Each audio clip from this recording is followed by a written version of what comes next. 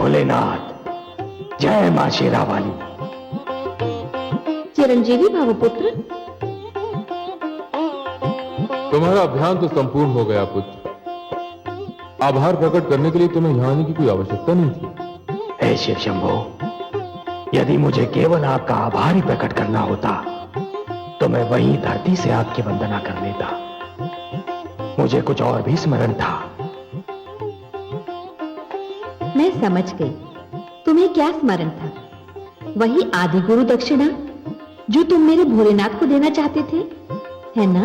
हाँ माता शेरोवाली, मेरा संकेत उसी ओर था। हे शिव शंभो, मुझे आज्ञा दीजिए कि मैं आपकी शेष गुरु दक्षिणा आपके चरणों में चढ़ाने के लिए क्या करूं? तुम वास्तव में अपनी आधी गुरु दक्षिणा देना चाहते हो? गुरुदेव, मैं शेष गुरु दक्षिणा दिए बिना तो संसार का त्याग ही नहीं कर सकता। कैसी विडंबना है पुत्र। तुमने जिस शब्द का प्रयोग किया उसी शब्द का संबंध मेरी आधी गुरु दक्षिणा से है। कौन सा शब्द? त्याग। त्याग? मैं समझा नहीं नीलकंठ। मेरी आधी गुरु दक्षिणा यह है पुत्र कि तुम्हें अपने इस योद्धा रूप का त्याग करना होगा और एक बार फिर आचार्य धर्म का पालन करना होगा। शिक्षक का पुत्र यदि शिक्षक ही रहे तो यही उत्तम है। वंश में कर्म की परंपरा चलती रहे, यही उचित है। हे भोलेनाथ, मैं आपकी आज्ञा के समक्ष शीश नवाता हूं। मैं आपको वचन देता हूं गुरुदेव कि अब से यह परशु मेरे लिए केवल एक कथा मात्र बनकर रह जाएगा। मैं फिर से आचार्य धर्म को धारण करूंगा, गुरुकुल परंपरा पुनः आरंभ करूंगा और आपका दिया हुआ वो पिनाकिन धनुष अब केवल एक ऐतिहासिक शस्त्र के रूप में दिखाई देगा। परंतु हे भोलेनाथ, मैं उस धनुष्य को रखूं कहां? पुत्र, मेरे दो अन्य भक्त हैं। एक है लंकापति रावण, जिनसे तुम्हारी भेंट हो चुकी है, और दूसरे है राजा जनक, जिनसे तुम्हारा परिचय अभी तक नहीं हुआ। मैं तुम्हें यह अधिकार देता हूं कि इन दोनों में से तुम जिसे चाहो उसे यह धनुष दे सकते हो। जय भोलेनाथ, जय मां शेरावाली।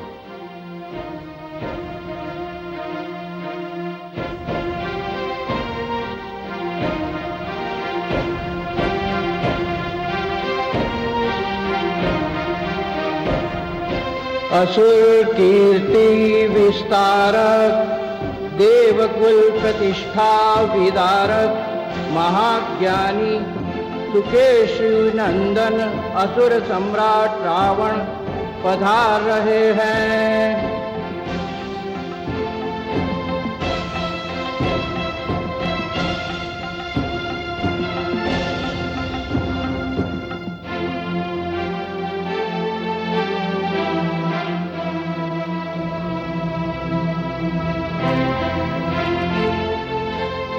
लंकापति, आपका ऐश्वर्य एवं वैभव सदा बना रहे।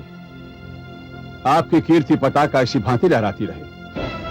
आपके विचारार्थ उस उदंड ऋषि को बंदी बना लिया गया है।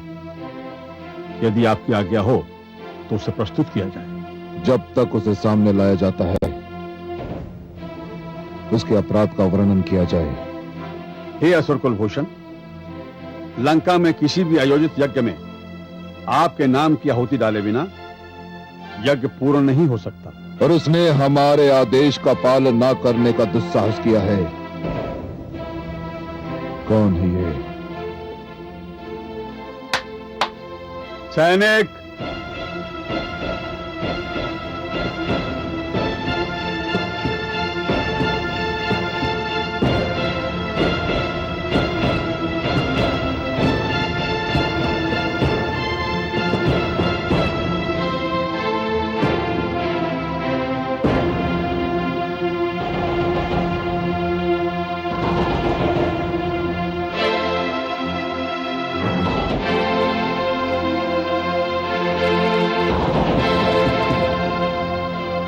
युवक,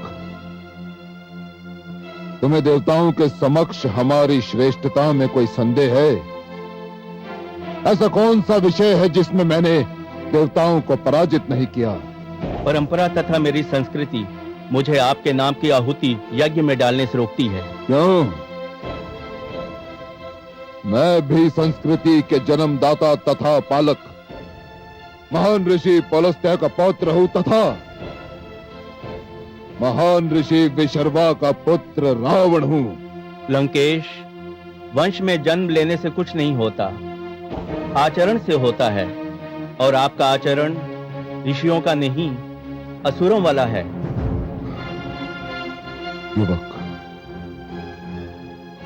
तुम मर्यादा और साहस की सीमा लांघ रहे हो। मैं आपके राज्य में अपनी आयु की सीमा भी लांघ चुका हूं। मैं मृत्यु का वरण यहां आने से पहले कर चुका हूं। आप असुर लोग समाज में भय का वातावरण उत्पन्न करके राज करना चाहते हैं, किंतु मैं मानव हूं। मैं जानता हूं कि मुझे मेरी ये देह केवल कुछ वर्षों के लिए मिली है। मेरा दूसरा जन्म होगा। आप मुझे भयभीत ना करें। मैं यज्ञ करना भी नहीं छोड़ूंगा और आपके नाम की आहुति भी यज्ञ में नहीं डालूंगा। उद्दंड है ये युवक, उद्दंड। इस जैसे समस्त ऋषियों को हमारी राज सीमा के बाहर खदेड़ दिया जाए और इसे वधिक के पास ले जाओ और इसका कहो कि वो इसका वध कर दे। शंभो!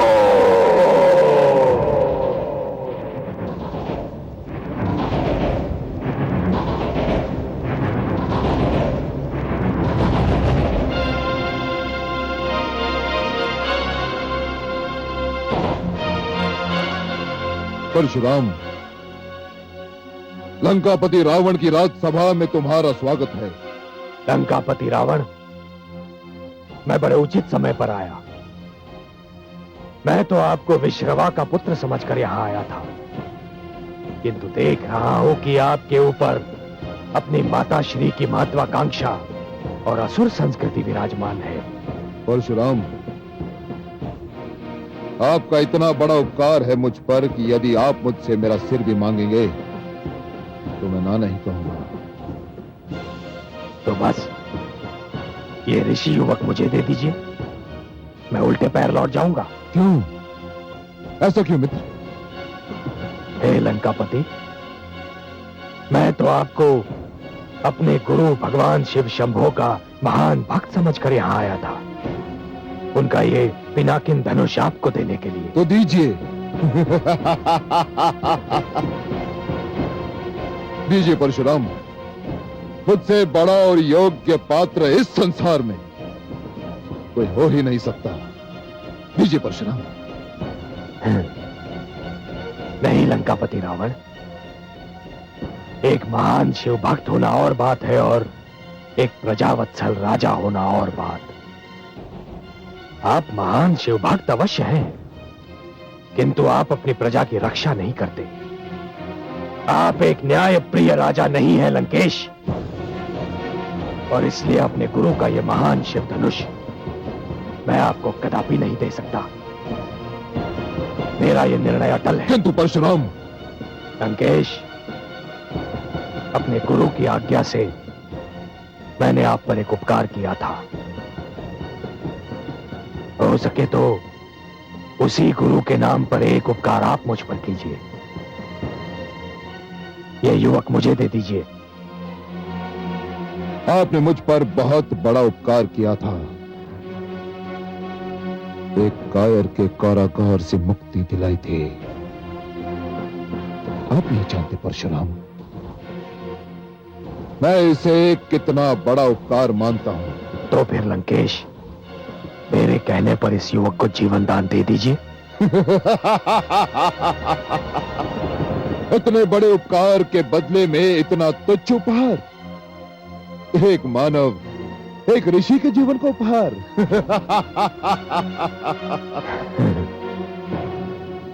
यही तो व्यथा है लंकापति रावण, कि आप ईश्वरीय सत्य को समझ ही नहीं रहे हैं। जीवन तुच्छ नहीं होता लंकेश, मानव जीवन इस धरती को ईश्वर का सर्वोत्तम उपहार है। तो ठीक है परशुराम,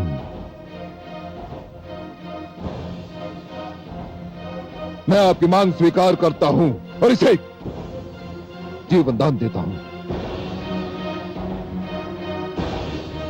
धन्यवाद लंकेश, अब जाने की अनुमति दीजिए। नहीं परशुराम, मुझे अतिथि सत्कार का कुछ अवसर तो दीजिए।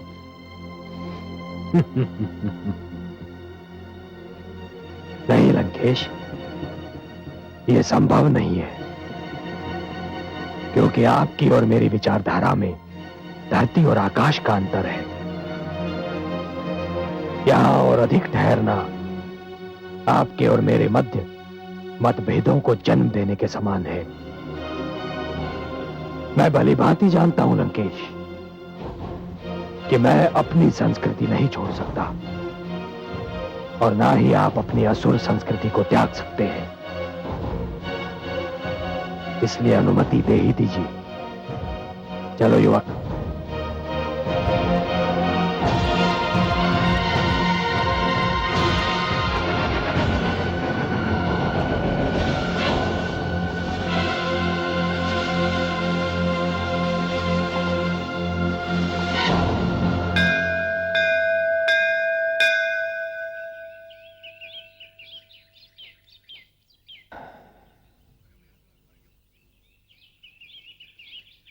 जाओ नवयुवक, अब तुम्हारे प्राणों को कोई संकट नहीं। भगवान, मेरा शरीर, मेरी आत्मा, मेरे प्राण अब सब कुछ आपके लिए हैं। आपने मेरे प्राण बचाकर मुझ पर जो उपकार किया है। मैंने कोई उपकार नहीं किया, और सत्य पूछो तो तुम्हारे प्राण मेरे कारण नहीं बचे, वो तो तुम्हारे अपने सिद्धांतों पर जो तुम्हारा विश्वास था उसके कारण बचे हैं। रावण की शक्ति की चिंता ना करते हुए तुमने अपने सिद्धांतों पर अड़िग रहने का निश्चय किया। कदाचित यही बात ईश्वर को भा गई। भगवान, मुझे अपनी सेवा करने का अवसर दें। नहीं नवयुवक, मुझे अपने गुरु के आदेश का पालन करना है, जो रावण के सभागार में मैं नहीं कर पाया। अब मुझे शीघ्रातिशीघ्र मिथिला नरेश जनक के पास पहुंचना है। आयुष्मान भव।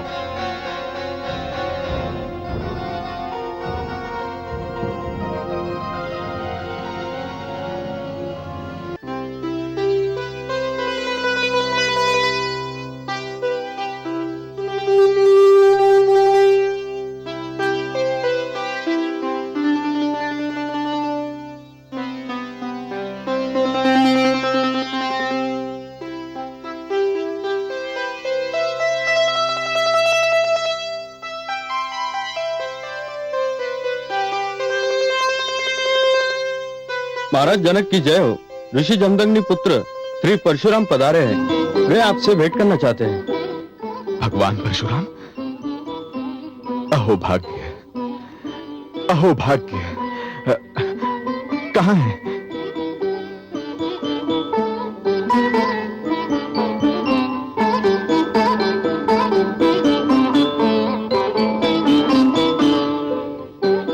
भगवान, मैं इस सौभाग्य पर किन शब्दों में ईश्वर को धन्यवाद दूं कि आपने अपने चरण कमलों से मेरे राजभवन को पवित्र कर दिया। हे भगवान परशुराम, मिथिला का कण कण आपकी इस कृपा के प्रति आपका आभारी रहेगा। स्वागत है भगवान, आपका बहुत बहुत स्वागत है। राजन, आप वास्तव में धन्य हैं। मेरे स्वागत के लिए आप नंगे पांव चले आए। भगवान, जिस स्थान पर आप जैसा महान व्यक्ति उपस्थित हो, वह स्थान इतना पवित्र, इतना पावन है कि वहां तो नंगे पांव ही आना चाहिए। पधारिए भगवान, पधारिए।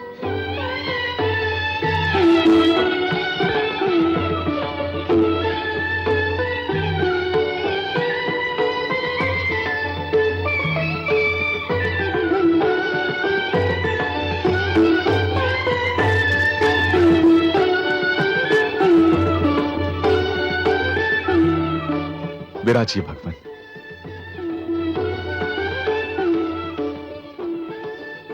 भगवान, मेरी तो समझ में कुछ नहीं आ रहा कि मैं आपका स्वागत कैसे करूं और क्या करूं। राजन, आपके नेत्र, आपका मुख और आपकी भावनाएं जो कह रही हैं, उस सबके उपरांत स्वागत के शब्द और औपचारिकताएं अनावश्यक है।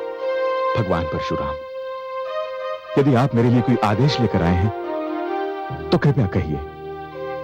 यदि मेरे योग्य कोई सेवा हो तो बताइए। मैं आपके लिए कुछ कर सकूं तो स्वयं को धन्य मानूंगा। नहीं राजन, आपके लिए मेरा कोई आदेश नहीं है, किंतु हां, मैं अपने गुरु शिव शंकर के आदेश का पालन करने के लिए अवश्य आया हूं। भगवान, आपके गुरु का आदेश सिर आंखों पर। मिथिला नरेश, मुझे अपने गुरु शिव शंभो ने यह धनुष उपहार में दिया था,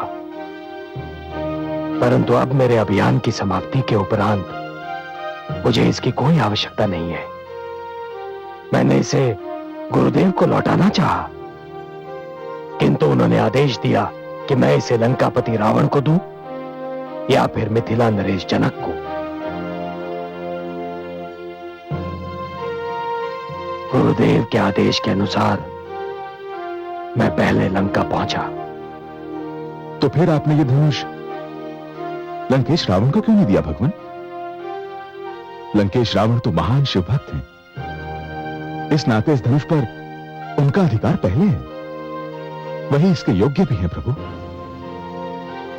उनका अधिकार अवश्य था राजन, किंतु वो इसके योग्य नहीं थे। हे मिथिला नरेश जनक, भक्ति एक महान गुण अवश्य है, परंतु भक्ति के साथ ही कर्म की भी उतनी ही महत्ता होती है। लंकापति रावण एक महान भक्त होते हुए भी स्वयं को अपने कर्मों से महान सिद्ध नहीं कर पा रहे हैं। इसलिए मैंने यह निर्णय किया है नरेश कि अपने गुरुदेव का यह महान पिनाकिन धनुष आपकी धरोहर बन जाए। भगवान, मुझ में साहस नहीं है कि मैं आपके निर्णय पर कोई प्रश्न चिन्ह लगा सकूं, परंतु एक शिव भक्त को छोड़कर मेरा चुनाव करने का क्या कारण है प्रभु, जबकि आप भली भांति जानते हैं। हाँ राजन, मैं जानता हूं कि आप एक विष्णु भक्त हैं, परंतु विश्वास कीजिए राजन, मैंने आपका चुनाव इस कारण नहीं किया है कि मेरे गुरु शिव शंभो ने लंकापति रावण और मिथिला नरेश जनक इन दो ही नामों का सुझाव दिया था और मेरे पास कोई तीसरा विकल्प नहीं था। नहीं राजन, यदि मैं आपको भी इस धनुष के योग्य नहीं पाता तो इस धनुष को उमापति को लौटा देता और बेखटके कह देता उनसे कि वो दोनों इस धनुष के योग्य नहीं हैं।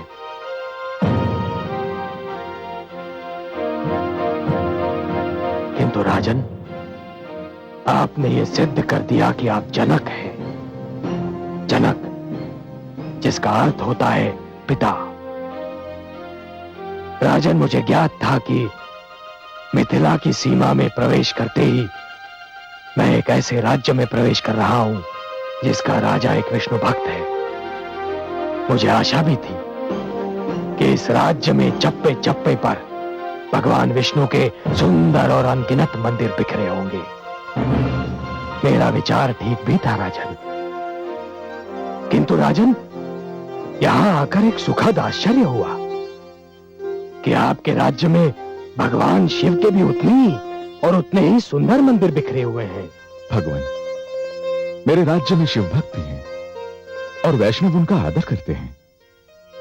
बस इसी बात ने तो मेरा मन मोह लिया है राजन, इसी बात ने। राजन, मत और धर्म एक निजी विषय है। सबको अपनी इच्छा के अनुसार मत और धर्म मानने का अधिकार है, किंतु महान वही होता है जो दूसरों के विचारों और धर्म का सम्मान करे। आपकी इसी सहिष्णुता ने मुझे अत्यंत प्रभावित किया है राजन। और इसीलिए इस महान शिव धनुष का संरक्षक मैंने आपको चुना है। आपका ये राजभवन किसी मंदिर से कम नहीं है राजन।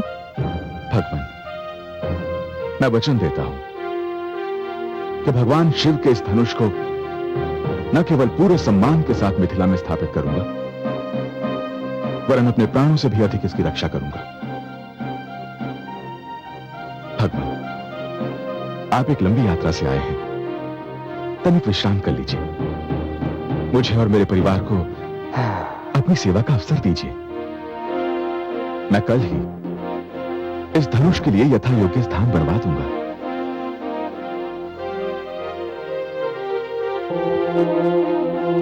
स्वस्ति नन्थामनुचरेम। भगवान, मैं राजकाज से अवकाश पाकर प्रतिदिन इस स्थान पर आता हूं और यही साधना करता हूं। इसके भीतर मैंने एक उच्च आसन बनवाया है, जहां मैं अपने आराध्य का आवाहन करता हूं। राजन, ये कक्ष अति सुंदर है। तो भगवान शिव के इस महान धनुष की स्थापना यहीं कर देते हैं। मैं अपने भवन के इस अंश को सार्वजनिक घोषित कर देता हूं। मेरी पूजा समाप्ति के उपरांत हर एक को यहां आने और भगवान शंकर के इस महान धनुष के दर्शन करने की संपूर्ण स्वतंत्रता होगी। आइए भगवान।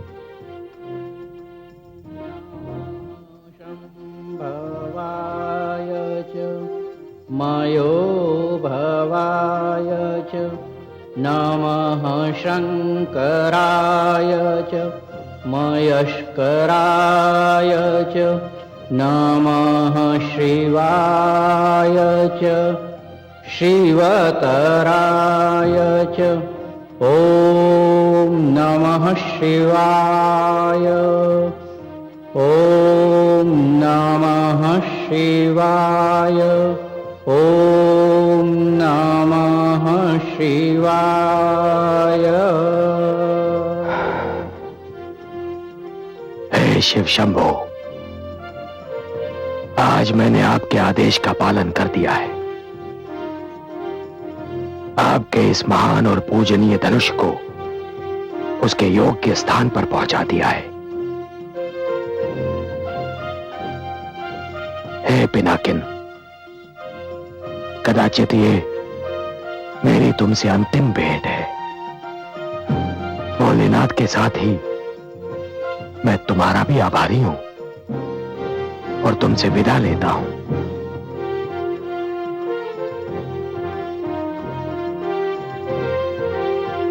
हे शंभो शंभो शंभो।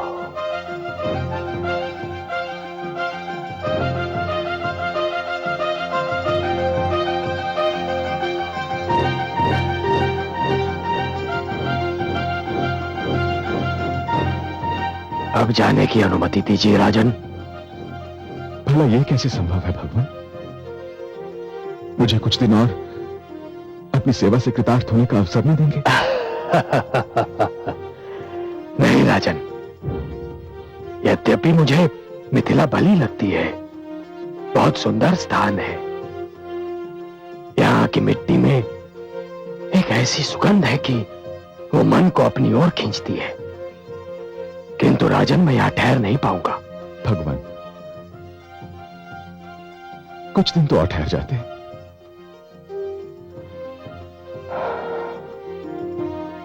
नहीं राजन,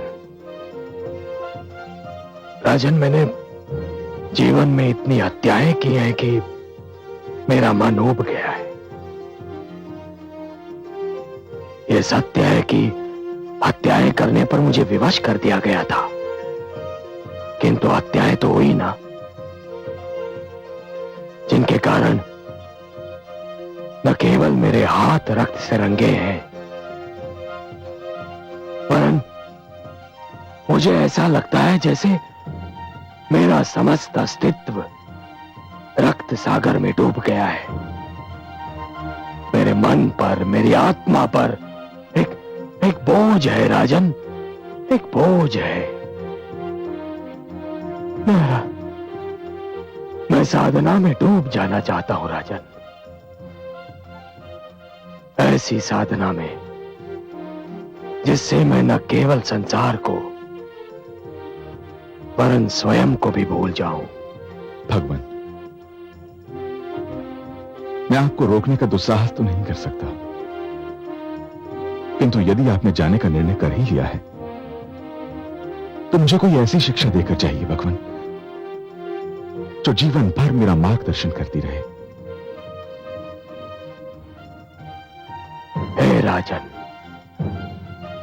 जीवन के मेरे अनुभव से जो मैं सीखा हूं वो मैं तुम्हें बताता हूं।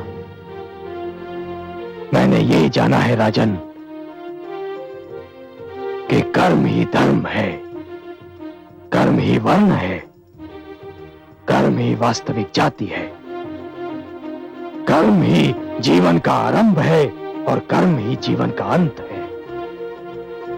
अंतिम श्वास तक मनुष्य का केवल एक ही धर्म है राजन, और वो है कर्म।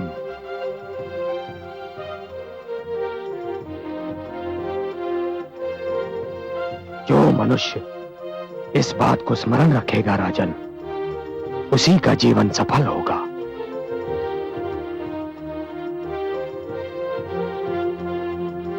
यशस्वी भव।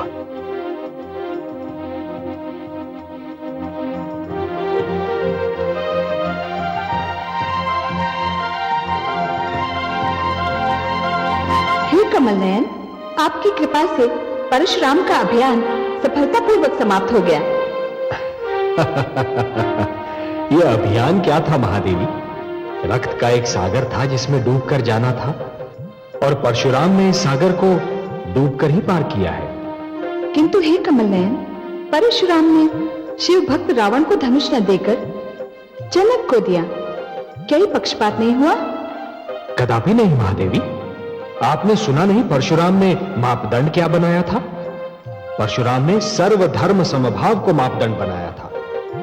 उसने देखा कि रावण एक शिव भक्त होते हुए भी उदार नहीं है, सहनशील नहीं है, वो दूसरों के मत और विचारों को सहन नहीं करता। जबकि जनक के राज्य में सभी को अपने अपने धर्म और मत के पालन करने की स्वतंत्रता है, वहां धर्म का भेदभाव नहीं है, और शिव धनुष जैसी पवित्र वस्तु के लिए वही स्थान उचित है महादेवी जहां किसी प्रकार का भेदभाव न हो, जहां सारे धर्मों का और भक्तों का आदर किया जाता हो। आपने सर्वथा सत्य कहा कमल नयन। अपनी आस्था पर चलने का अर्थ दूसरों की आस्था को नकारना नहीं होता। रावण में तनिक भी सहनशीलता नहीं है, वो अपने आगे किसी और को कुछ समझता ही नहीं, विद्वान होकर भी अपने कर्म से असुर है। सत्य है।